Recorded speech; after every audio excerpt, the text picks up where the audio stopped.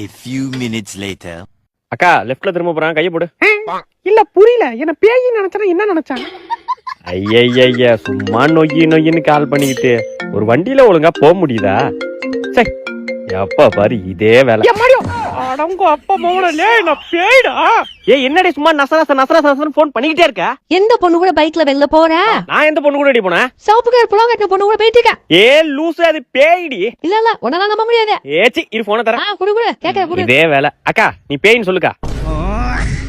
ஏச்சி சீக்கிரம் நீ பேய்ன்னு சொல்லு. மாடி நான் பேய்மா. அப்பாடி பேய் தானா? சரி கொஞ்ச நேரம் உட்காந்துட்டு போயிடணும் சரியா? சரிமா. உன்கிட்ட போன் கூட. எப்ப பாரு சந்தேகம்க்கா, கொஞ்ச நேரம் உட்காருக்கா.